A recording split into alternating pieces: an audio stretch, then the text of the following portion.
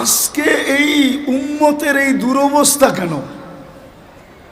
সারা দুনিয়া যদি পর্যালোচনা করি তো উম্মতে মুহাম্মদের এই দুরবস্থা কেন আজকে? আমি একটা উদাহরণ দিই, আমি চিল্লানে বিশ্বাসী না, রাগ হয়েন না, পায়ে হাত রাখি। আমি তো যুক্তি তর্কতে বিশ্বাসী, বাস্তবে বিশ্বাসী।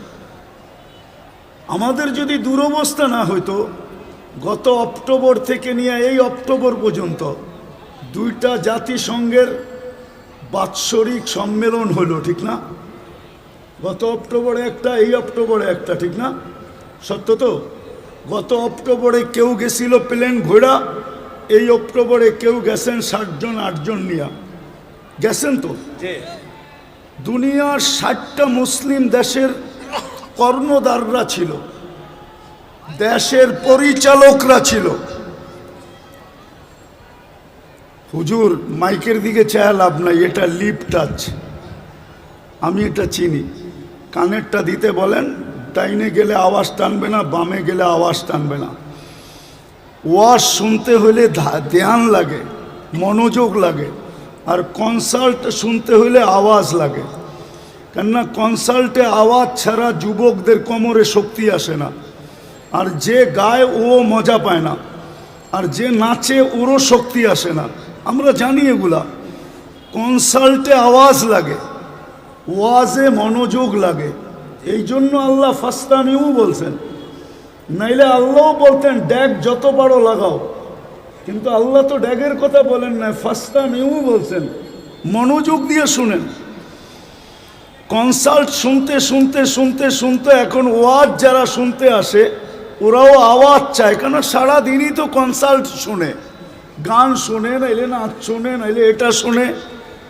আগে কথা বলতে দেন, কথা কিন্তু উপর থেকে আসে, এইখান থেকে না। কেননা সিরাতুন নবী, কথা উপর থেকে আসবে, এইখান থেকে আসবে না। এটাতে আমি বিশ্বাসী না। আমি তো ঢাকা শহরে প্রোগ্রাম করিই না, এটা ফাঁদে পড়া করে ফেলছি। কেননা আমি ঢাকা শহরে বড় হয়েছি, আমি ঢাকা শহর চিনি না। আমি মধুবাগ চিনি, এখনো আমি বলতে পারবো কয়টা পুরান ইটের বাড়ি ছিল আর কয়টা খালি ছিল, টিনের ঘর ছিল। আমি তো বড়ই হয়েছি এই এলাকায়। এই সমস্ত গলি সব আমার ডাঙ্গুটি খেলার গলি। কেননা আমি যখন গভর্নমেন্ট স্কুলে পড়তাম তখন এই সমস্ত এলাকায় আমি ডাঙ্গুটি খেলতাম, মার্বেল খেলতাম। আমি তো চিনি, হুজুররা না চিনলে কি হবে। আমি বড় হয়েছি এই ওই পাড়ে, চৌধুরীপাড়ায়। চৌধুরীপাড়া বেশি দূরে? হ্যাঁ, আমি তো বড়ই হয়েছি এখানে, আমি চিনি এটা। ঢাকা শহরে বড় হয়েছি, ঢাকা শহর চিনি। তো যেটা বলতেছিলাম যে 2টা সম্মেলন হলো, ধ্যান দিয়া বুঝার মতো, কিন্তু আমি সামনে যা বুঝাবো। 2টা বড় বড় সম্মেলন হলো, বাৎসরিক সম্মেলন। 60টা মুসলিম দেশের কর্ণধাররা ছিল। তার ভিতরে 4টা মুসলিম দেশের কর্ণধার ছিল যাদের টাকার চেয়ে বড় কোনো টাকা দুনিয়াতে নাই। কুয়েতের টাকার চেয়ে বড় কোনো টাকা দুনিয়াতে নাই।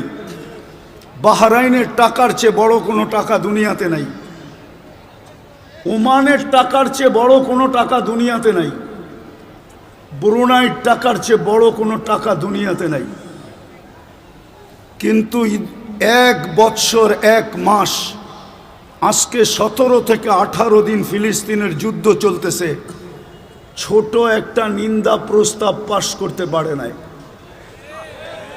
এইবার চিল্লান না কেন? 60টা মুসলিম দেশ মিলা। চলেন আরেকটু পিছিয়ে নিয়ে যাই। ঢাকা শহরে যত কাপড়, পুরান ব্যবহৃত কাপড় আলমারিতে ঢাকা শহরের প্রত্যেকটা বিল্ডিংয়ে আছে, সবগুলা যদি একত্রিত করা হয়, চ্যালেঞ্জ আমার সাথে, ইউরোপের কোনো একটা দেশে এত ব্যবহৃত কাপড় আলমারিতে নাই। তাইলে বোঝা গেল মুসলমান সবচেয়ে বেশি কাপড় পরে। মুসলমানের কাছে সবচেয়ে বড় টাকা, সবচেয়ে বেশি পোশাক মুসলমান পরে। আমাকে তো বুঝাইতে হবে না, কেননা আপনাদের উন্নত দুনিয়ার ভিতরে একটা দেশ আমার বাকি আছে, নিউজিল্যান্ড। এটা ছাড়া বাকি সব শেষ, একাধিকবার শেষ। কোনো দেশ কিয়ামতের দিন বলতে পারবে না যে এই ব্যক্তি আমাদের এখানে আসে নাই। অহংকার করে বলতেছি না, সবচেয়ে বেশি কাপড় মুসলমান পরে, সবচেয়ে বেশি আইটেম মুসলমান খায়, মুসলমানের চেয়ে বেশি আইটেম দুনিয়ায় কেউ খায় না, মুসলমানের চেয়ে প্রসাধনী দুনিয়ার কেউ ব্যবহার করে না। চ্যালেঞ্জ আমার সাথে, মুসলমানের থেকে ব্র্যান্ড কেউ ব্যবহার করে না। সবার কাছে মোবাইল আছে, ব্র্যান্ডে যায় ওর ওয়েবসাইটে যায় জিজ্ঞাসা করেন তোমার ব্র্যান্ড সবচেয়ে বেশি কিনে কারা, ম্যাকডোনাল্ড সবচেয়ে বেশি খায় কারা, আরে বলেন না, কেএফসি খায় কারা, সবচেয়ে বেশি মুসলমান। লাডু সবচেয়ে বেশি ব্যবহার করে কারা, দুনিয়ার রুলেক্স সবচেয়ে বেশি ব্যবহার করে কারা, সবচেয়ে বেশি ব্র্যান্ড মুসলমান ব্যবহার করে। আমি তো কোনো দেশে দেখি না যুবকরা, বাংলাদেশের যুবকরা যেরকম চুল কাটে, একজনকে জিজ্ঞাসা করেন নেটে না দেখা চুল কাটে কিনা। এইখানে যে দাঁড়ানো আছে সারা রাত্র নেটে ডিজাইন দেখে, তারপরে চয়েস করে, তারপরে স্ক্রিনশট দেয়, তারপরে সেলুনে নেওয়া যায়, সেলুনওয়ালা ডিজাইন দেখা পানি খেয়া ঢোক গিলে তারপরে বলে 700 টাকা। জিজ্ঞেস করেন এদেরকে। 14 তারিখ তো আমি আমেরিকাতে দেখলাম, কিন্তু ঢাকা বাংলাদেশের মতো তো 14 তারিখ দেখলাম না।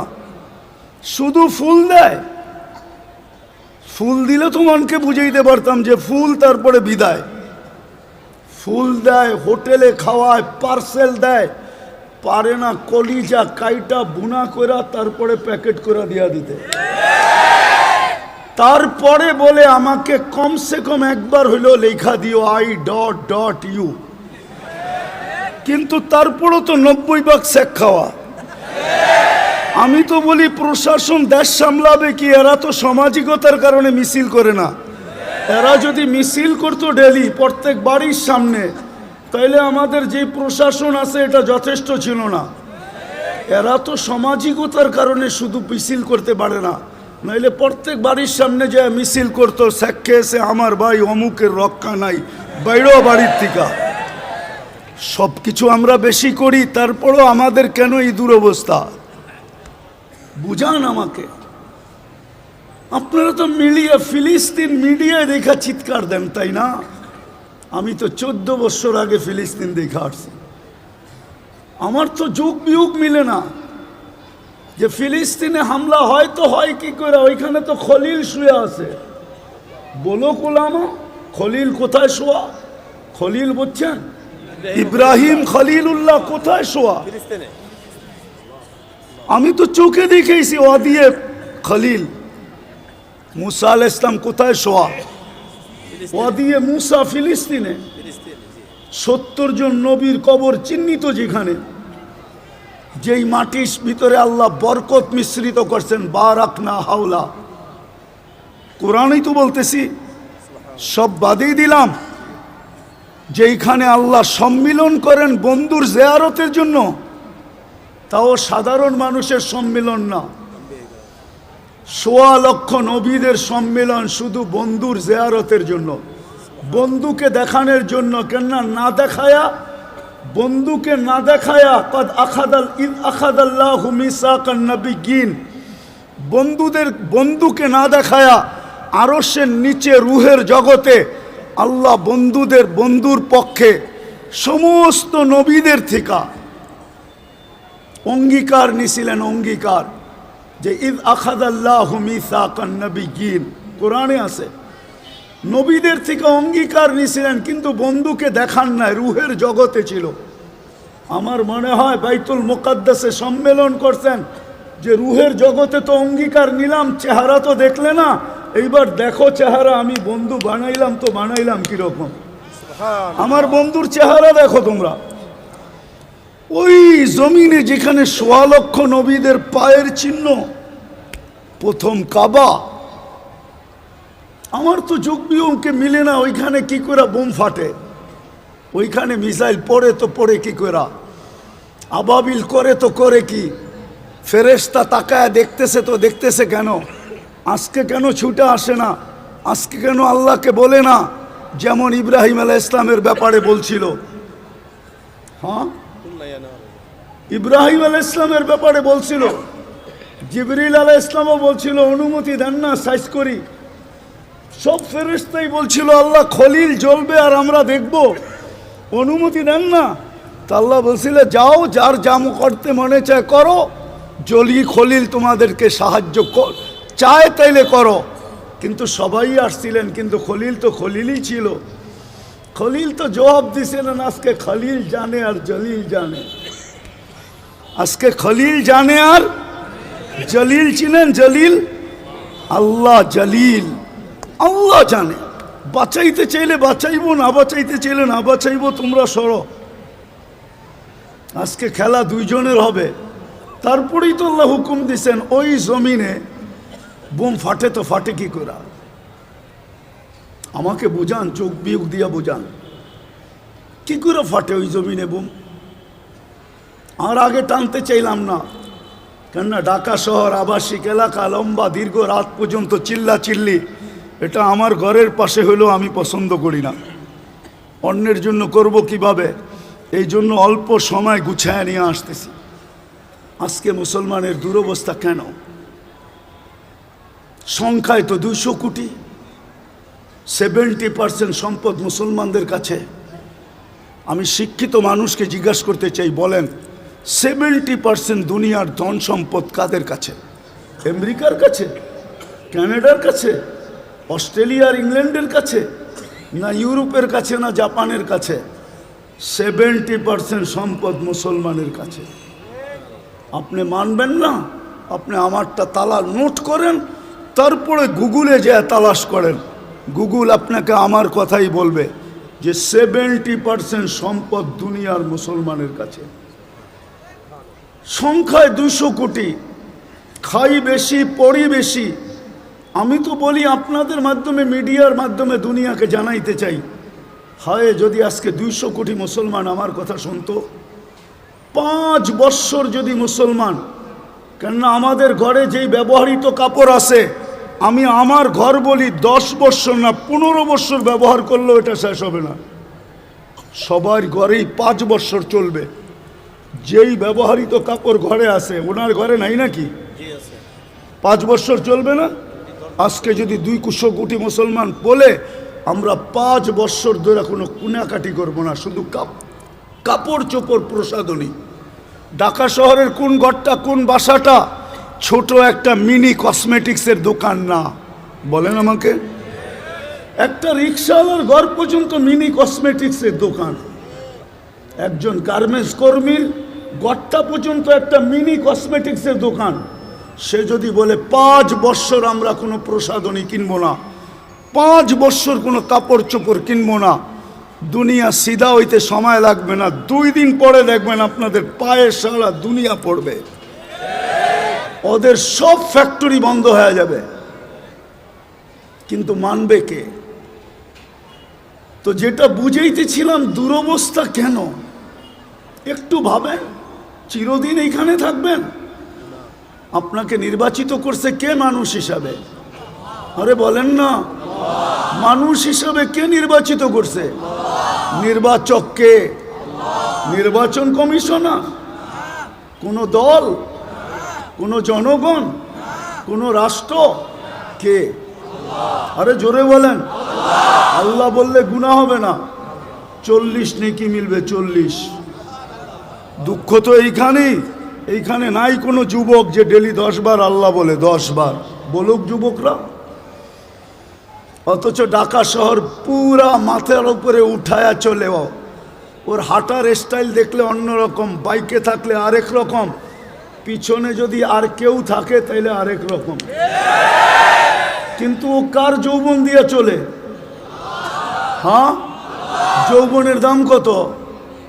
বলেন না, যৌবনের দাম কত? নাইলে যে মডার্ন হারবালকে জিজ্ঞেস করেন, নাইলে কলিকাতা হারবালকে জিজ্ঞেস করেন, চাইনিজ হারবালকে জিজ্ঞাসা করেন। যদি এটাও জিজ্ঞাসা করতে না মনে চায়, তাইলে আমেরিকা হারবালকে জিজ্ঞাসা করেন যৌবনের দাম কত। ওইখানে বিক্রি হয় না? না হয় না? হয়, যৌবন বিক্রি হয়, ঠিক না? হুজুররাও কয় বিক্রি হয়। দুরবস্থা হবে না কেন এই উম্মতের? যেই উম্মত কয় যৌবন হারবালে বিক্রি হয়, যৌবন কই বিক্রি হয়? হারবালে। যৌবন কে দিছে? ওর বাহাদুরির উৎস কি? যুবকের বাহাদুরির উৎস কি? ওর যৌবন। যৌবন যৌবন না থাকলে ওর দিকে কেউ তাকায় চোখ টিপি দিত না। যৌবন না থাকলে ওর দিকে তাকায় কেউ মুস্কি হাসি দিত না। তৃতীয় লিঙ্গ দেখেন না, দেখা খালি হাততালি দেয়।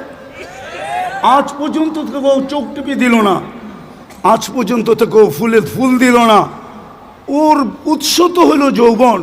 ও তো সারাদিনে 10 বার আল্লাহ বলে না। এই মজমার কেউ নাই ডেলি 200 বার আল্লাহ বলে।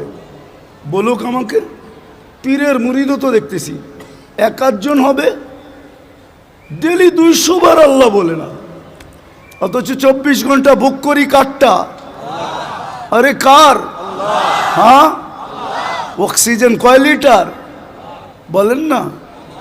550 লিটার অক্সিজেন নেন ডেলি। ঢাকা শহর আজ থেকে 20 বছর আগের থেকে শুনে আসতেছি বসবাসের উপযোগী না, সবচেয়ে দূষণযুক্ত শহর ঢাকা। কিন্তু তারপরও ছোটবেলার থেকে শুনে আসতেছি, তারপরও দেখতেছি daily 550 litre oxygen pure supply দিতেছে কে? আল্লাহ। ডেলি কয়বার শ্বাস নেন? 80,000 বার নেই, 80,000 বার ছাড়ি। 80,000 বার আমার ভিতর থেকে আল্লাহ কার্বন ডাই অক্সাইডকে আউট করেন, 80,000 বার। ডেলি কিডনি কয়বার আল্লাহ ডায়ালিসিস করেন?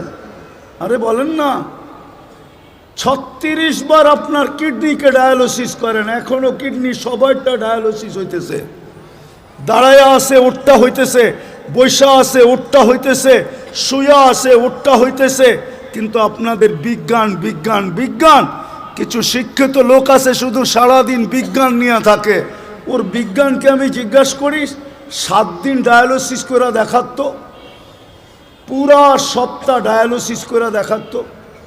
বিজ্ঞানের কাছে তো 7 দিন ডায়ালিসিস করার প্রসেসিং টেকনোলজি এখনো আসে নাই। বরং এখন ডাক্তার বলবে 7 দিন করাইতে হলে আর করার দরকার নাই, বাড়িতে রাখেন, যেই কদিন বাঁচে বাঁচুক, তারপরে মরে যাবে। 5 দিনের উপরে তো ডায়ালিসিস করতে পারে না। বিজ্ঞান বিজ্ঞান বলেন সারাদিন। 4 ঘন্টা তো লাগে একবার ডায়ালিসিস করতে, টাকা বাদই দিলাম। আমার আল্লাহ তো ডেলি ডায়ালিসিস করেন 40 মিনিটে একবার কমপ্লিট করেন। 40 মিনিটে 24 ঘন্টায় 36 বার ডায়ালিসিস হয়। 200 বার তো আল্লাহ বলে না। একটু নিজের বিবেককে জিজ্ঞাসা করেন, কালকে এই মুখটা কি করে দেখাবেন আল্লাহকে? না যায়া বলবেন আমি আধুনিক ছিলাম, আমি এডুকেটেড। ওটাও তো আল্লাহ বলে দিছে তুই এডুকেটেড। এডুকেটেড তোকে বানাইলো কে? এই জন্যই তো এক জায়গায় আল্লাহ বলে আমা কুন্তা মা আম্মাহিনা, তুই নিকৃষ্ট পানির ফোঁটা ছিলি না। ফামান জাআলাকা দামা, বল না তোকে রক্তে রূপান্তরিত কে করলো? ওমান জাআলাকা মুযগা, তোকে রক্তপিণ্ডতে রূপান্তরিত কে করলো? ওমান জাআলাকা ইযামা, তোর কঙ্কালটা কে বানাইলো? ওমান কাসা আলাইহি লাহমা, সুন্দর করে নিখুঁতভাবে চামড়ার গোশত। আমা কুনতা সগীরা, তুই কি ছোট ছিলি না? ফামান কাব্বারাক, বল না তোকে বড় কে করলো? দুনিয়াতে তো আমেরিকা তো এতটুক আছে শর্ট ফিগার, আজ পর্যন্ত 1 ইঞ্চি বাড়ায় দেখাইতে পারলো না। আল্লাহ বলে তোকে 6 ফিটের কে বানাইলো বল? আমা কুনতা যাইফা, তুই কি মার পেটের থেকে দুর্বল আসিস না? ও যুবক পায়ে হাত দিয়া জিজ্ঞাসা করি ফামান কওয়াকা, বল না তোকে সুঠামত্ব কে দিল? আমা কুনতা জাহিলা, মার পেটের থেকে কি অজ্ঞ আসিস না? ফামান আল্লামাক, ও শিক্ষিত লোকগুলা তোমাদেরকে শিক্ষায় দীক্ষায় আলোকিত কে করলো? আজকে আল্লাহ ভুলে গেলে? উচিত তো ছিল গাছে ফল আসলে ঝুঁকবে, কিন্তু আমি তো দেখি আমার সমাজে শিক্ষিত লোক বেশিরভাগই, বড় পার্সেন্টেজ আমার সমাজে শিক্ষিত লোকগুলো আল্লাহর থেকে দূরে। আমি তো মাঝে মাঝে ভাইবা আমার যোগ বিয়োগ মিলে না, যে ডাক্তার বেনমাজি হয় কি করে? ও তো আল্লাহর কুদরত দেখে শরীরের ভিতরে, ঠিক না? কি বলেন? এর চেয়ে বড় কুদরত আর কি দেখাবো? চলেন একটা উদাহরণ দেই। মানুষের অঙ্গের ভিতরে দেখার মধ্যে সবচেয়ে ছোট অঙ্গ কোনটা বলতে পারেন? হ্যাঁ, আরে বলেন না। চোখ। চোখ দেখার ভিতরে সবচেয়ে ছোট অঙ্গ চোখটা, ঠিক না? চোখের তুলনায় দেখতে নাকটা চোখের থেকে বড় মনে হয়, ঠিক না? কানটাও, ঠোঁট, হাত পাও তো আছেই, ঠিক না? সারা দুনিয়ার চোখের ডাক্তারকে যদি মধুবাগের ইমাম আর খতিব সমিতি যদি ডাইকা নিয়ে আসে এই মাঠে, আর যদি জিজ্ঞাসা করে যে শত শত বৎসর চোখ নিয়ে গবেষণা, বলো এটা শেষ হবে কোথায়? তো সারা দুনিয়ার চোখের ডাক্তাররা একটা মুস্কি হাসি দিবে আর বলবে গবেষণা চলতেছে, এটা বলতে পারি, কিন্তু শেষ কোথায় হবে এটা দুনিয়ার কারো জানা নাই। এটার কিনারা কোথায় আমরা জানি না। এতটুক জায়গার ভিতরে যদি ফিট করতে পারে, এটাই তো আল্লাহ বলে। এতটুক জায়গার ভিতরে এরকম টেকনোলজি ফিট, প্রযুক্তি ফিট, যেটার কিনারা নাই। 13 কোটি ক্যামেরা এক চোখে, 13 কোটি, দুই চোখে 26 কোটি ক্যামেরা, 26 কোটি। তার নিয়ে গেছেন পিছনে, প্রত্যেক ক্যামেরার জায়গা ব্যবহার করছেন 1.6 সেন্টিমিটার। দুই তারকে একসাথে লাগতে দেয় নাই, দিলে ফায়ার হবে, সব উল্টা দেখবে। ওই আল্লাহ জিজ্ঞেস করে কুনতা জাহিলা ফামান আল্লামাক, বল তুই তো অজ্ঞ আসছিলি, তোকে শিক্ষাকে দিল। আমা কুনতা মিসকিনা, তুই মার পেটের থেকে অসহায় আসিস নাই, নিশ্চয় আসিস নাই। ফামান আগনাকা, বল তোকে স্বয়ং সম্পূর্ণ কে করলো? আজকে 200 বার আল্লাহ বলে না। যাক, যেটা বুঝাইতেছিলাম, মুসলমানের এই দুরবস্থা কেন? ফিলিস্তিন নিয়ে শুরু হয়েছিল যে যুগ বিয়োগ তো মিলে না। খলিল সোয়া, মুসা আলাইহিস সালাম সোয়া, 70 জন নবীর কবর চিহ্নিত, বাইতুল মুকাদ্দাস 1 বৎসর 1 মাস 60,000-এর উপরে মানুষের রক্ত ঝরল, বাড়িগুলা সব মাটির সাথে মিশা গেল। কেন? আমরা ছোট একটা নিন্দা প্রস্তাব পাশ করাইতে পারলাম না, 200 কোটি হওয়া সত্ত্বেও। এই দুরবস্থা কেন? আল্লাহ আজকে আমাদের থেকে চক্ষু ফিরায় নিলেন কেন? অথচ পিছনের ইতিহাস যদি দেখি তো একজন হাত উঠাইতে দেরি, ফেরেশতা নামতে দেরি করে নেয়। আজকে তো লক্ষ কোটি উলামায়ে কেরাম ডেলি চোখের পানি ঝরায়। বলেন এই ইমাম আর খতিব পরিষদ কি চোখের পানি ঝরায় না? না জড়ায় না ফিলিস্তিনের জন্য? না জুমার দিন দোয়া করে না? না মাদারেসগুলোতে ডেলি ইয়াসিন খতম হয় না? না ডেলি কোরআন খতম করে দোয়া হয় না? না মা বোনরা ঘরে দোয়া করে না? হবে বাংলাদেশে এরকম মা বোন আছে যারা চুপে চুপে ফিলিস্তিনের জন্য রোজা রাখে, যারা চুপে চুপে ফিলিস্তিনের জন্য চোখের পানি, নামাজ পড়ে চোখের পানি ঝরায়। কেননা মা বোনদের দিল আমাদের দিলের চেয়ে বহুত নরম। আমরা জানি না ওনারা চড়াইতেছে, কিন্তু চোখের পানি মাথার উপরে ওঠে না কেন? কারণটা কি? ওইখানে তো দেখি একজন প্রমাণ দিব, প্রমাণ দেই তেলে প্রমাণ। ইবনে ওমর রাদিয়াল্লাহু তাআলা আনহু বলেন আমরা 8000 ছিলাম। হায়াতু সাহাবা উঠায় দেখেন, তারিখে সাহাবা উঠায় দেখেন, আমরা 8000 ছিলাম, রুমি 1 লক্ষ ছিল। বহুত দিক দিয়ে আমাদেরকে কয়েকভাবে আমাদেরকে আমরা বেষ্টনীর ভিতরে চলে আসছি, অবরুদ্ধ ছিলাম। ভাবতেছিলাম কবরটা এখানেই হবে।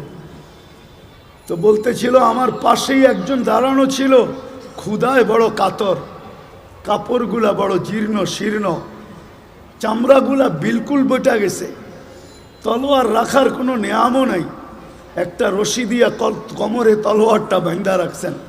পায়ের দিকে তাকায় দেখি জুতাও নাই, কিন্তু উপর দিকে তাকায় জানি কি বলতেছিল।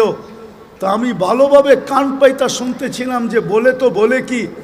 তো শুনলাম উপরে তাকায় হাত উঠায় বলতেছে ইয়া রব্বা মুহাম্মদ, ও রব্বে মুহাম্মদ, উনসুর উম্মতা মুহাম্মদ।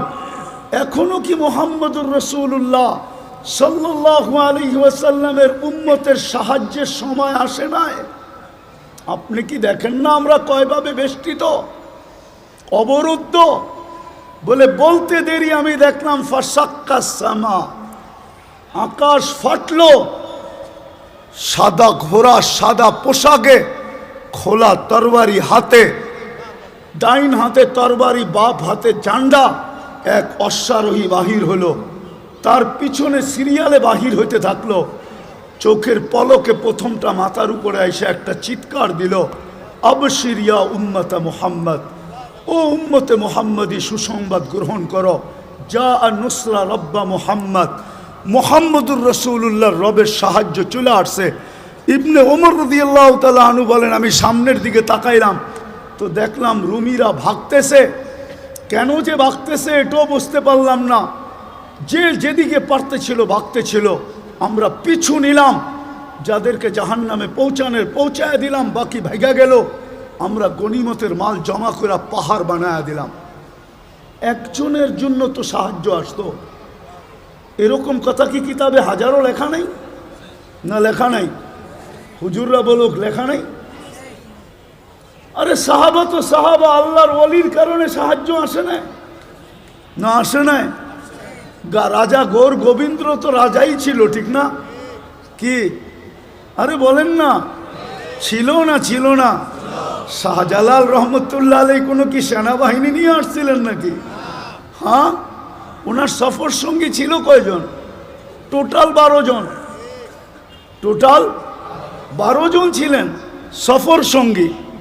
ওনার হাতে তো কোনো তলোয়ারও ছিল না, শুধু জায়নামাজই ছিল, ওইটাই সুরমায় বিছায়া দিছেন। সুরমা চিনছে কে জায়নামাজ বিছাইছে।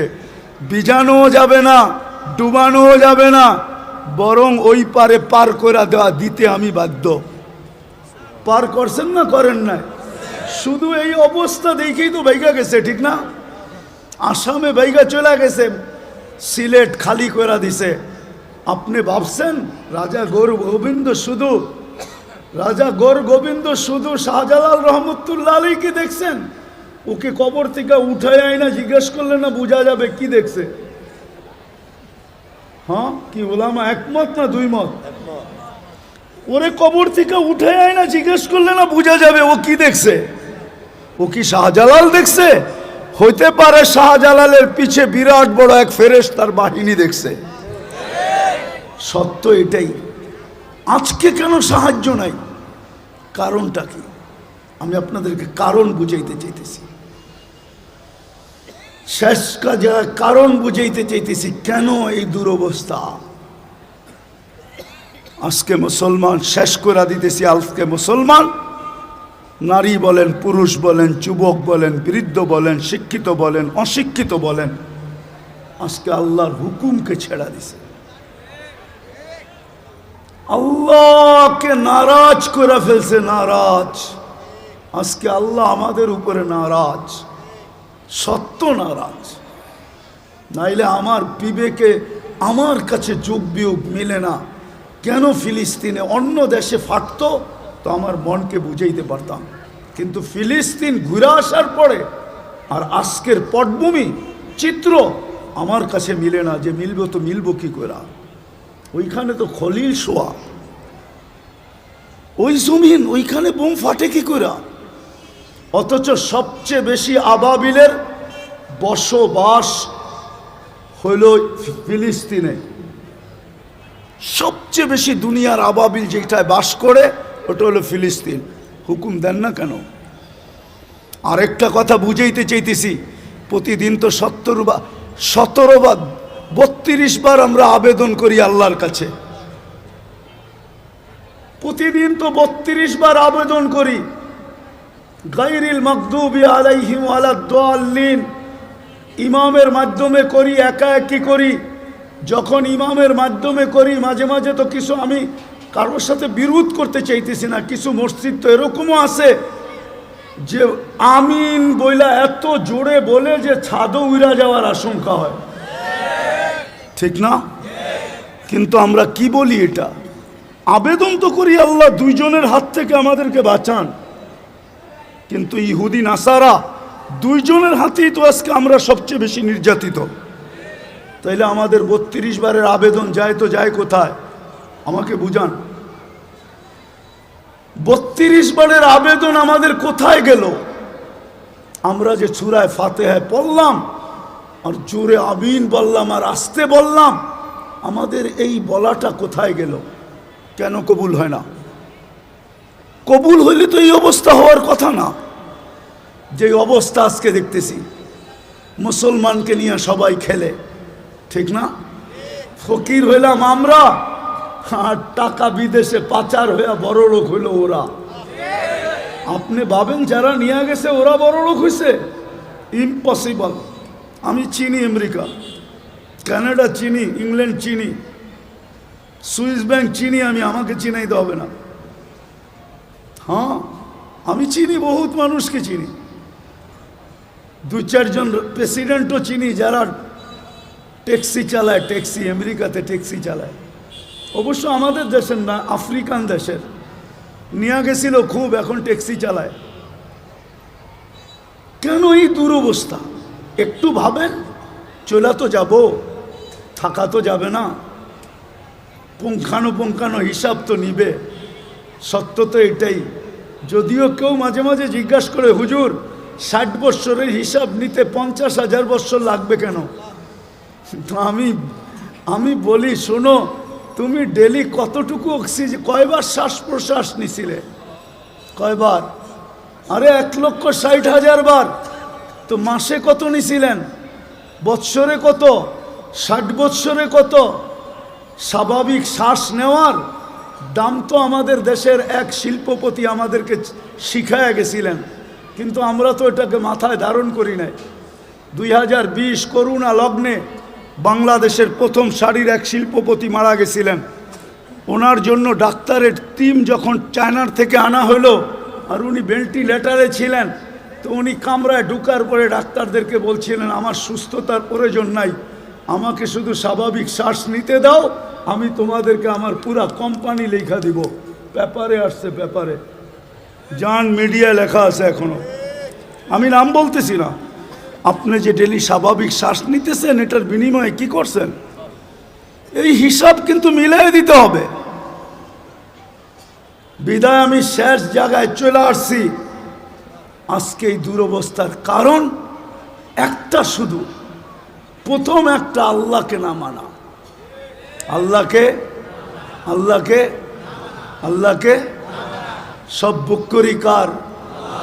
কিন্তু শিক্ষিত মানুষগুলা যদি প্রশ্ন করে আল্লাহকে মানব কি করে, আল্লাহকে তো চোখে দেখি না, লা তারাহুল উয়ুন ওয়ালা তুখালিতুহুদ দুনুন, দেনদারণে আনা যায় না, ওয়ালা ইয়াসিফুহুল ওয়াসিফুন, বর্ণনা দিয়ে শেষ করা যায় না।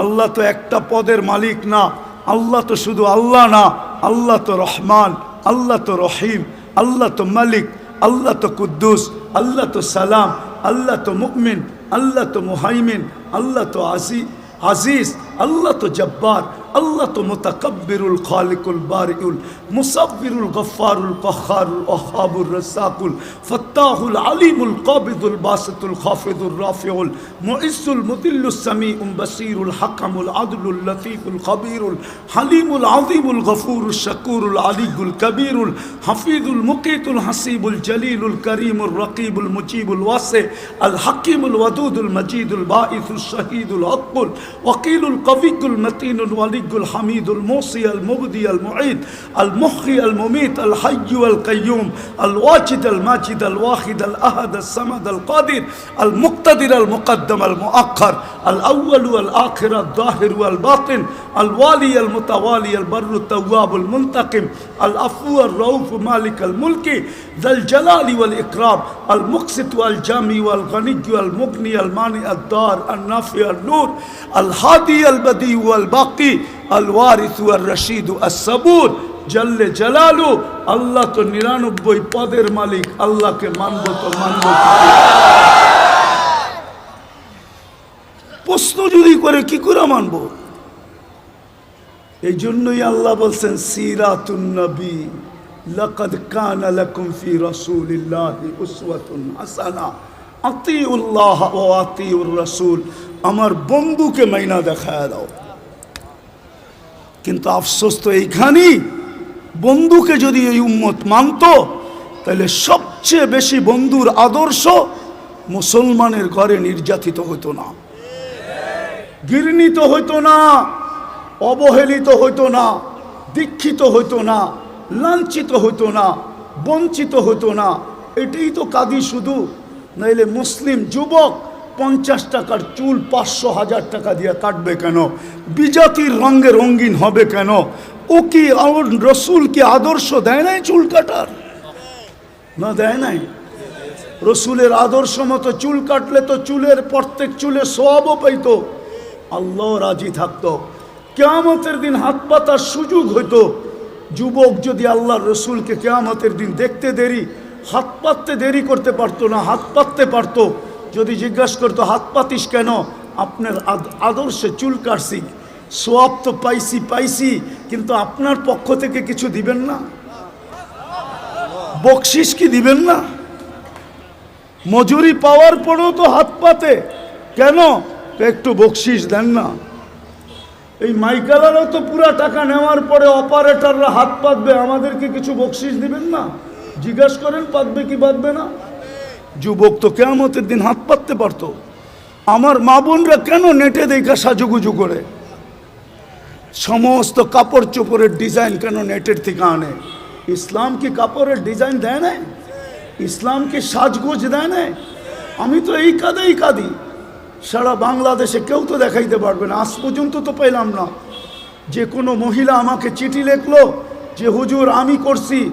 আমি তো বলি আজ পর্যন্ত তো কোনো হুজুরদের বউকেও পেলাম না যে বাসর রাতের শ্বাসটা ফাতেমার মতো সাজছে। বাসর রাতের শ্বাসটা তো তার বান্ধবী তাকে যেরকম সাজাইছে ওরকমই সাজছে, প্রতিবেশীরা যেরকম সাজাইছে ওরকম সাজছে। নাইলে একটু পয়সাওয়ালা হইলে পার্লারে যেরকম ডিজাইন চয়েস করছে ওই ডিজাইনে সাজা আসছে। কিন্তু ফাতেমার সাজে তো সাজে নাই। ফাতেমা কি বাসর রাত্রে সাজে নাই? কিতাবে কি নাই ফাতেমার সাজ? শাইখুল হাদিসরা কি জানে না, যে মুহাদ্দিসরা জানে না যে ফাতেমার সাজ কিরকম ছিল? আজকে যদি ওই মহিলা সাজতো, কালকে কিয়ামতের দিন যখন আল্লাহ বলতো ফাতেমা রাদিয়াল্লাহু তাআলা আনহার হাতে ঝান্ডা দিয়া, ফাতেমা তোর মেয়েদেরকে ডাক আর চল জান্নাতের দিকে, তো এই মাও তো যায়, বোনও তো যায় দাঁড়াইতে পারতো, এই মাও তো যায় দাঁড়াইতে পারতো, এই মেয়েও তো যায় দাঁড়াইতে পারতো। ফাতেমা যদি জিজ্ঞাসা করতো তুই পাশে দাঁড়াইলি কেন? বলে আমার কাছে কিছু নাই বটে, কিন্তু বাসর রাতের শ্বাসটা আপনার মতো ছিল, বিদায় পাশে দাঁড়াইলাম, দেখি আমাকে একটু নিয়ে যান কিনা। আজকে আল্লাহর রসুলের আদর্শের স্বাস্থ্য নাই। আপনার সাহায্য হবে তো হবে কি কইরা? চিৎকার দিয়া সবকিছু জিতা যায় না, সম্মেলন করে সবকিছু করা যায় না। আপনি আমাকে বুঝাইতে হবে না, রাগ হেন না, আমার চোখের পানি শেষ। আপনি ছোট পাতলা চশমা দেখেন তো, তাই না? ভিতরে একটা মোটা লেন্স বসানো আছে, অপারেশন করে ভিতরে আমার লেন্স বসানো আছে। চোখের পানি শেষ কানতে, দুনিয়া কম দেখি নাই। এই জন্য বলি হুজুররা একমত নাও হইতে পারে আমার কাছে। আজকে মুসলমানের দুরবস্থা, যারা নবীর আদর্শকে ঘৃণা করে, নবীর আদর্শকে ধিক্কার দেয়, যারা নবীর আদর্শকে লাঞ্ছিত করে। আমি আরেকটাও কথা বলি, যতই সাজেন না কেন ওদের সাজে, আমি শিক্ষিত সমাজকে বলতে চাই, সুশীল সমাজকে বলতে চাই, আধুনিক সমাজকে বলতে চাই, ডিজিটাল সমাজকে বলতে চাই, পায়ে হাত দিয়া বলি আপনারা যতই সাজেন না কেন, আমি প্রমাণ, আর কাউকে প্রমাণ দিতে হবে না, আমি বহুত জনকে বাংলাদেশের চিনি যাদের সাথে আমার সফর হয়েছে। এয়ারপোর্টে 3 ঘন্টা থেকে 6 ঘন্টা পর্যন্ত বসার লোক আমি চিনি, ইমিগ্রেশন বসায় রাখছে। আর আমি অহংকার করে বলতেছি না, উড়তে 5 মিনিটের বেশি কোনো এয়ারপোর্টের ইমিগ্রেশনে আজ পর্যন্ত দাঁড়াইতে হয় নাই, 5 মিনিটের বেশি। কিন্তু আমি চিনি, নাম বলবো না। আমার বয়ান যদি ওরা শুনে বলবে হুজুর নাম বলে নাই, খুব ভালো করছে, নাইলে আমাদেরকে মানুষ চিনত। আমি চিনি আমার সমাজের লোক, যারা ওদের সাজে 100% কেন ওদের চেয়ে আপডেট সাজা ছিল, কিন্তু পাসপোর্ট যখন পাঞ্চ করছে তো বাহির হয়ে আসছে ধর্ম ইসলাম। বলছে তোর ধর্ম তো ইসলাম, তুই আমাদের চেয়ে বেশি আপডেট। সন্দেহ আল্লাহ ঢুকায়া দিছে, বস তুই, তোকে আগে যাচাই বাছাই করে নেই। 3 ঘন্টার থেকে 6 ঘন্টা পর্যন্ত যাচাই বাছাই করছে। শুনে রাখো যুবক, তুমি যতই ওদের মতো 14 তারিখ উদযাপন করো আর যতই 31st নাইট তুমি উদযাপন করো, ওদের যত কালচার তুমি নিজের ভিতরে আনো না কেন, কিন্তু এক জায়গায় তুমি ধরা খাওয়া। আজকাল সব কিছু অনলাইনে। তোমার জন্ম নিবন্ধন যখন করতে গেছে তোমার মা বাবা, তো ভুলে হইল ধর্ম ইসলাম লেখা দিয়ে আসছে। স্কুলে যখন ভর্তি করাইতে গেছে তো মনের বিরুদ্ধে হইল ইসলাম লেখা দিয়ে আসছে। আইডি কার্ড যখন বানাইতে গেছে তো তোমার মনে না চাইলেও তুমি ধর্ম ইসলাম লেখা দিয়ে আসছো। পাসপোর্ট যখন বানাইছো তখনও তুমি ধর্ম ইসলাম লেখা দিয়ে আসছো। যেই দিন তুমি চাকরির অ্যাপ্লাই করছো ওই দিনও তুমি ধর্ম ইসলাম লেখা দিয়ে আসছো। অনলাইনে সারা দুনিয়ায় চলে গেছে, হেড অফিসে জমা হয়ে গেছে। অনলাইনের হেড অফিস হইল তেল আবিব, আমাকে চিনাইতে হবে না। অনলাইনের হেড অফিস হইল তেল আবিব। তেল আবিবে চলে গেছে তুমি মুসলিম, তোমার সাজের দিকে ওরা দেখবে না। আমার বয়ানে আছে, বয়ানে 2008-এর কাহিনী, 2008-এর কাহিনী আমার বয়ানে আছে। বয়ানে তোমার সাজগোজ ওরা দেখবে না, সাজগোজ। আমি যেদিন জার্মানির ভিসা নিতে গেছি 6 দিন আগে আমার বড় ছেলে মারা গেছিল। আমি 6 দিন পরে জার্মানির এম্বাসিতে গেছি, আমার ইন্টারভিউ ছিল। তখন আমি এই পরতাম না, সাদা লুঙ্গি সাদা পাঞ্জাবি পরতাম, এরকমই একটা রুমাল কাঁধে থাকতো। আর পান খুব খাইতাম, সাদা একটা স্টিলের পানের বাটা হাতে থাকতো, লাঠি থাকতো না। আমি পান খাইতে খাইতে ঢুকতেছিলাম। ইন্টারভিউর সময় ঘড়ির কাঁটা দেখা, কিন্তু ভিতরে ঢুইকা আমি দেখতেছিলাম মনে হয় আমি একটা কুকিলের মেলে একটা কাকেই গেছিলাম। সবাই আমার দিকে যেরকম চাইতেছিল, তা আমার মনে হইতেছিল আমি কুকিলের মেলা একটা কাক। কি ওরা যেইভাবে সাজগোজ করে গেছে, তা আমাকে ইন্টারভিউর জন্য যখন ডাকছে, তা আমাকে প্রথম প্রশ্ন ছিল, তুই এতদিন জার্মানি যাস নাই কেন? সেনজিং ভিসা, আমার 25 দেশের সফর ছিল। তা আমি বললাম প্রয়োজন ছিল না, এত দেশ গেলি, জার্মানি গেলি না, এখন দরকার যাব। জিজ্ঞাসা করলো তুই কি করিস? বললাম। তো জিজ্ঞাসা করলো আমার সোনাগুলা কালো হইলো কেন? তা আমি বললাম তুমি পারফিউম খুব ব্যবহার করো মনে হয়। বলছে হ্যাঁ। তো এগুলা আমি পরিষ্কার করব কি করে? আমি বললাম চলো আমার কারখানায়। বললো এত দূর তো যাওয়া যাবে না, ঘরোয়া পদ্ধতি বলো। তা আমি ঘরোয়া পদ্ধতি বলতেছিলাম, আর ওর ভিসা প্রিন্ট করতেছিল। আমাকে বলল 600 এত টাকা দাও, 6000 এত টাকা দাও। দিলাম। আমাকে বলল তুই 2 মিনিট বস। আমি তো দেখছি ভিসা প্রিন্ট করা শেষ, ও শুধু সিগনেচারের জন্য যেতেছে। গেল 1 মিনিট পরে এসা বলতেছে ভিসা ওকে নিয়ে যাও। তো মানুষ তো ভিসা এমনি দেখে, আমি উল্টা দেখতেছিলাম। মানে ভিসার মুখ ওই কুকিলদের দিকে, আর পাসপোর্টের উল্টা সাইডটা আমার মতো কাকের দিকে। মানে আমার উদ্দেশ্যই ছিল যে দেখাই সাইজা গুইজা আসলেই ভিসা মিলে না, এই দেশের নিয়ম এরকম না। নাইলে আমার সমাজ, আমার যুবকরা 30 লাখ দিয়ে ইউরোপে কেন যাবে? শত যুবকের কবর কেন সাগরে হবে? আমি চিনি আমেরিকাতে যারা 50 লাখ টাকা দিয়ে মেক্সিকোর জঙ্গল দিয়া পার হয়েছে। একটা কাহিনী না, শত কাহিনী আমার এখানে আছে। বিদায় এই জন্যই বলতেছি, যতই সাজি না কেন, যেই সমাজকেই বলেন, যারাই বলে ওদের সাথে আমার চ্যালেঞ্জ, ও যতই সাজুক না কেন, যতই বিকেনি পড়ুক না কেন, 3 কোয়ার্টার পড়ুক না কেন, ওদের সুরে কথা বলুক না কেন, টকশোতে বৈশা ইসলাম বিদ্বেষী প্রচার করুক না কেন, কিন্তু ওরা জানে এই লোকটা কাগজে কলমে মুসলমান। শুধু আমাদের থেকে কিছু নেওয়ার জন্য এরকম ভান ধরছে, নিজেকে সাজাইছে। ওরা কোনোদিন মনে প্রাণে আপনাকে মুসলমান, আপনাকে ওদের ভাববে না কোনো দিন না। বিদায় শেষ কথা, আসেন সিরাত, এটাই আজকে দুরবস্থা। শুধু রসুলের আদা বলতো 12টা, এক মাসই তো 70 মাস ছিল। 12 থেকে 12 বাদ দিয়া দেন, তারপরে তো আমার 58 মাসের ব্যালেন্স আছে, আমার কাছে বেশি আছে। কিন্তু রমজানেও তো 50% নামাজ পড়ে না, এখন তো 90% পড়ে না, না নারী, না পুরুষ, না যুবক, না বৃদ্ধ। আপনি সাহায্য চান কি করে? মাথা উঁচা করে দাঁড়াইতে চান কি করে? 3 বার তো আপনাকে নির্বাচিত করলেন মানুষ হিসাবে, মুসলমান হিসাবে, উম্মতে মুহাম্মদী হিসাবে, বাকিগুলা বললামই না। 3 বার তো আপনি আল্লাহর পক্ষ থেকে নির্বাচিত, 3 বারই তো কুদরতি হাতে নির্বাচিত। মানুষ তৈরি করছেন কুদরতি হাত দিয়া, মুসলমান হিসাবে নির্বাচিত করছেন সমগ্র মানুষের ভিতর থেকে কুদরতি হাত দিয়া, উম্মতে মুহাম্মদী হিসাবে নির্বাচিত করছেন কুদরতি হাত দিয়া। আপনি সাহায্য চান কি করে?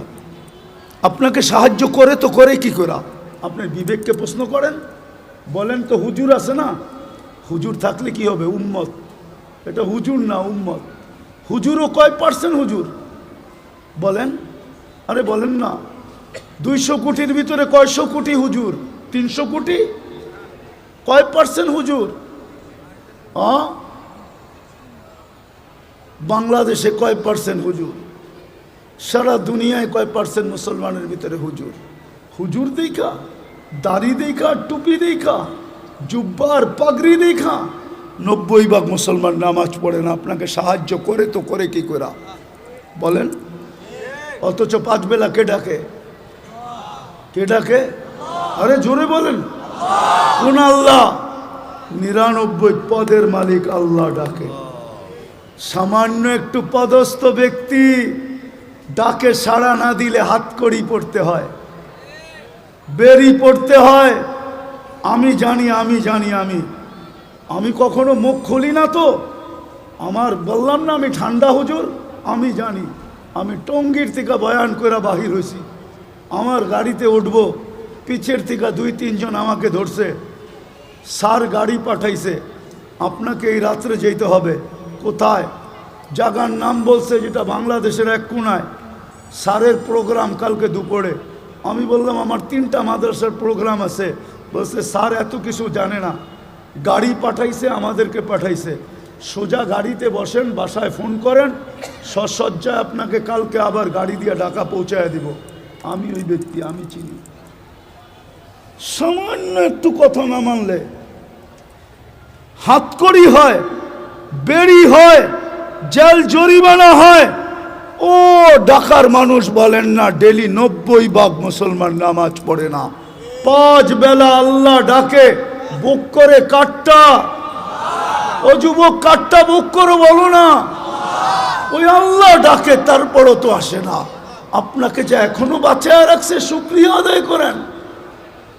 এই জন্যই তো ইহুদিরা একটা স্লোগান দেয় বর্তমানে। হিব্রু ভাষা তো বোঝেন না, শুধু চিৎকার দেন। ইহুদিদের একটা স্লোগান এখন চলতেছে, স্লোগান সারা দুনিয়ার ইহুদিদের, যেটা আমি আরবি ভাষায় বানায় নিয়ে আসছি।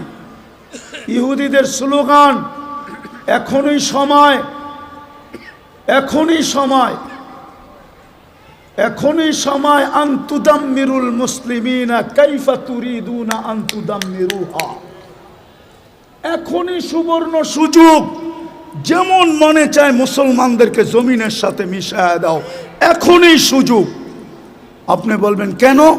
ওদের কিতাবে লেখা আছে যেই দিন ফজরের জামাত আর জুমার জামাত মুসলমানের সমান হবে, ওই দিন মুসলমানের বিজয়ের পালা শুরু হবে। ওরা শুধু আপনাদেরকে দেখে না, আপনাদের মসজিদের উপরও স্যাটেলাইট লাগায় রাখছে, সিসি ক্যামেরা লাগানো আছে। ওরা দেখে ফজরে কয়জন, জুমায় কয়জন। এই জন্যই ওরা চিৎকার দিতেছে এখনই সুবর্ণ সুযোগ। আরেকটা মনে উঠল, যদিও বলা উচিত না, আপনি সাহায্য চান কি করে? সৌদি আরবের মতো দেশের পোশাকের কি অ্যাডভার্টাইজ দিতে যায়া খোলা আকাশের নিচে খোলা মঞ্চে উলঙ্গ ডান্স দেখেন না? আপনি সাহায্য চান কি করে? বলেন কি করে চান? কি করে চান? যুবকদের পায়ে হাত দিই, সারা রাত্র আনলিমিটেড। হয়তো ঘরে ওয়াইফাই আছে, নাইলে প্রতিবেশীর পাসওয়ার্ড আছে, নাইলে বন্ধুদের হটস্পট আছে। আর যদি তাও না থাকে তো ঢাকা শহরে এই মধুবাগে পাওয়া যাবে সারা রাত্র নেট বিক্রি করার জন্য। ও সজাগ থাকে, যার নেট শেষ সাথে সাথে যোগাযোগ সাথে সাথে এমবি পাঠায় দেয়। সারা রাত্র নেটের ভিতরে ঘুরতে থাকে, কি না দেখে। সাহায্য চান কি করে? বিদায় আসেন, আসেন আসেন আসেন, তওবা করি আজকে। তওবা একটাই রাস্তা খোলা আছে উম্মতের সামনে, যদি 200 কোটি উম্মত তওবা করে। কিন্তু আফসোস তো আমাদের, আফসোস আমার এটাও, আমাদের স্কলারদের কাছে আমার একটা আফসোসের আবেদন। আজ পর্যন্ত কোনো দুনিয়ার কোনো দেশের স্কলারদেরকে দেখলাম না, ধর্মীয় স্কলারদেরকে সারা দেশের মানুষকে বলল যে চলেন ফিলিস্তিন আমাদের থেকে 7 সমুদ্র 13 নদীর ওই পারে, আমরা কিচ্ছু করতে পারি না, চলেন আমরা একটা দিন তওবা ডে উদযাপন করি। আজকের দিনে আমরা তওবা করব। অথবা আজকের দিনটা আমরা ওদের জন্য রোজা রাইখা ইবাদতের ভিতরে কাটায়া আল্লাহর কাছে মেসেজ দিব, আল্লাহ 7 সমুদ্র 13 নদীর এই পারে আমরা না টাকা পাঠাইতে পারি, না পয়সা পাঠাইতে পারি, না ওদের জন্য কাপড় পাঠাইতে পারি, না খাদ্য পাঠাইতে পারি, আমরা কিছু করার ক্ষমতা রাখি না, আমরা যাইতেও পারবো না। যদিও সমস্ত দেশ অনুমতি দিবে, কিন্তু আপনার প্রতিবেশীর দেশ অনুমতি দিবে না যে আপনি ইসরায়েলে ফিলিস্তিনে যাবেন ইসরায়েলের বিরুদ্ধে। আপনার প্রতিবেশী দেশ আপনাকে অনুমতি দিবে না, না না না না না, কেন সে তো ইসরায়েলের সবচেয়ে বড় বন্ধু, অনুমতি দিবে না। বিদায় যদি আমাদের স্কলাররা একটা দিন দিত, জাতিকে বলতো চলেন আমরা অমুক দিন রোজা রাখি, তওবা করি, আল্লাহর কাছে ইবাদত করে বলি, মেসেজ পাঠাই। কিন্তু আজ পর্যন্ত তো একটা দেশেও দেখলাম না, একটা দেশও তো পেলাম না। কোনো স্কলারের মুখ থেকে তো এই আহ্বানটা জাতির সামনে আসলো না, বড় দুঃখ লাগে। এই জন্য আসেন আমরা এখন তওবা করি। করবেন? করবেন? হ্যাঁ পারবেন? কে কে করবেন দেখি? হ্যাঁ তাইলে বলে দেন আল্লাহ অতীত থেকে তওবা করলাম। বলেন বলেন, আপনি আমাদের তওবা কবুল করেন, আমাদের গুনাহ মাফ করে দেন। চলেন আপনাদের তওবার একটা প্রমাণ দিই। লম্বা হয়ে যেতেছে না তো? হ্যাঁ আবার কোনোদিন আসি না না আসি কে জানে। এই জন্য মনে উঠলো, এই জন্য বলতেছি। আদম আলাইহিস সালাম বলতেছিলেন যে আমি একটা ভুল করছি, করতে দেরি আমাকে জান্নাত থেকে বাহির করে দিতে দেরি করেন নাই। সত্য তো? কিন্তু উম্মতে মুহাম্মদী সারাদিন গুনাহ করবে, রাতের 3 ভাগের 1 ভাগ অতিবাহিত হইতে দেরি, আল্লাহ উম্মতে মুহাম্মদীকে ডাইকা ডাইকা গুনাহ মাফ কইরা জান্নাত হাতে উঠায়া দিয়ে দিবেন। জিজ্ঞাসা করেন এই হাদিস আছে কি নাই? আমরা তওবা করছি যখন নিষ্পাপ, নবীর সব আদর্শ বাদই দিলাম, একটা আদর্শের উপরে চলেন আমরা উঠি, সব আদর্শ বাদ দিলাম। আল্লাহ রসুলের সবচেয়ে বড় আদর্শ, জমিনে যখন পা রাখতে দেরি, চাদরে রাখতে দেরি, সেজদা করতে দেরি করেন নাই, শুধু চাদরে রাখছেন। দাই শেফা আব্দুর রহমান ইবনে আউফ রাদিয়াল্লাহু তাআলা আনহুর আম্মা চাদরে রাখতে দেরি, ডাইন দিক হয়ে সেজদা করতে দেরি করেন না, লম্বা সেজদা। আম্মা জান বলছিলেন, বেটা সেজদায় যে কি বলছিলি তুই আমি জানি না, কিন্তু তুই সেজদায় কিছু বলতেছিলি। আমি তো বলি সেজদা করেন নাই, উম্মতকে মেসেজ দিছেন, উম্মত নামাজ নামাজ নামাজ নামাজ। এই জন্য যাওয়ার সময়ও চিৎকার দিছিলেন আসসালা আসসালা, নামাজ নামাজ নামাজ।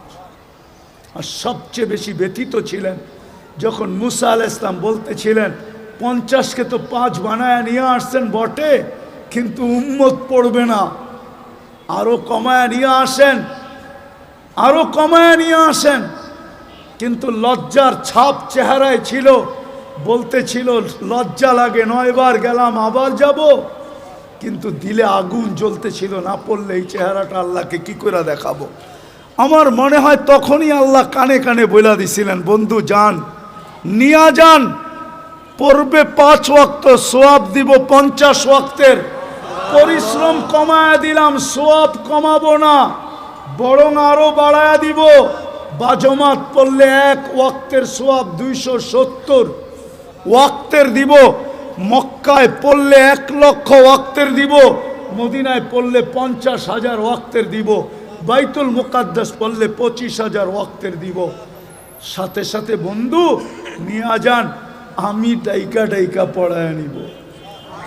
অফিসওয়ালাকে অফিস থেকে ডাকবো, আদালতওয়ালাকে আদালত থেকে ডাকবো, খামারওয়ালাকে খামার থেকে ডাকবো, মেইলওয়ালাকে মেইল থেকে ডাকবো, হাটওয়ালাকে হাটের থেকে ডাকবো, বাজারওয়ালাকে বাজার থেকে ডাকবো, ঘাটওয়ালাকে ঘাটের থেকে ডাকবো, রোডওয়ালাকে রোডের থেকে ডাকবো, বাড়িওয়ালাকে বাড়ির থেকে ডাকবো, ঘরওয়ালাকে ঘর থেকে ডাকবো। এমনকি ঘুমায়া থাকলেও আমি উঠায়া নিব। আসসালাতু খায়রুম মিনান নাওম বইলা আমি ঘুমের থেকে উঠায়া নিব। একটা আদর্শের উপরে চলেন, আজকে আমরা একমত হই যে আজকের থেকে আমরা নামাজ ছাড়বো। ওয়াদা? হ্যাঁ, পাক্কা? নামা আরেকটা কাজ করতে হবে, তাইলে ইনশাআল্লাহ ইহুদিদের স্লোগান ভেঙ্গা যাবে। ওরা কিন্তু আজকে স্লোগান দিতেছে, আমি প্রমাণ দিতে পারবো আপনাকে। ওদের কিতাবে লেখা আছে এটা সত্য, আপনি প্রমাণ নিলে নিতে পারেন আমার কাছ থেকে। আজ থেকে বলি না আমি, এটা 90 দশক থেকে বলি, কারণ আমার কাছে অকাট্য প্রমাণ আছে। ওদের কিতাবে লেখা আছে যতদিন ফজরের জামাত আর জুমার জামার সমান না হবে 200 কোটি জান দিলেও কোনো কাজে লাগবে না, বিজয়ের পালা শুরু হবে না। আল্লাহর ঘর খালি আপনাকে বিজয় দেয় তো দেয় কি কইরা? এটা কি বিবেকে বোঝেন না? 5 বেলা আল্লাহ ডাকে, আর 90% মসজিদে আসে না, যায় নামাজে দাঁড়ায় না, যেই জায়গায় আসে ওই জায়গায় দাঁড়ায় আল্লাহু আকবার বলে না। ওকে সাহায্য করে তো করে কি কইরা? আপনি জিতা যাবেন শক্তি দিয়া? জিতেন না, জিতেন না। কোথায় জিতলেন এই পর্যন্ত? কোথায় জিতলেন? কোথায় জিতলেন? 1400 বছর আগে সাহায্য কোথায় আপনার সাথে বলেন? কোথায়? 500 বছর আগে সাহায্য কোথায়? 1000 বছরের আগের সাহায্য কোথায়? শুধু চিৎকার দিয়ে মানুষের ব্রেন উল্টা করলে হবে না যে এটা হইলেই আমরা সব করে ফেলবো। দুনিয়াটা এত সহজ না। রাগ হয়ে যাবে না? আরেকটু বলবো? হ্যাঁ, আপনি জানেন এই কাপড়টা কয়বার সুদে ডুব দিছে? বলেন তো কেউ, কয়বার বলেন তো? আমি গয়না দিব 6 বার সুদে ডুব দিছে, 6 বার। কয়বার? কয়বার? কয়বার? 6 বার। যে তুলা চাষ করছে সে লোন নিয়ে তুলা চাষ করছে, যে তুলা ইম্পোর্ট করছে সে সুদ নিয়ে ব্যাংকের এলসি নিয়ে, আগাম এলসি নিয়ে সে ইম্পোর্ট করছে। যে তুলার থেকে সুতা বানাইছে সেও মেইল করছে সুদের ব্যাংকের টাকা নিয়ে। যে তুলা সুতার থেকে গেরে বানাইছে সেও সুদের টাকা ওইখানে মিশ্রিত করছে। গেরের থেকে যে ডাইং করছে সেও সুদের টাকা নিয়ে মেইল করছে। ডাইংয়ের থেকে যে ফিনিশিং করে মার্কেটিং করছে সেও সুদের টাকা নিয়ে করছে। কয়বার হইল?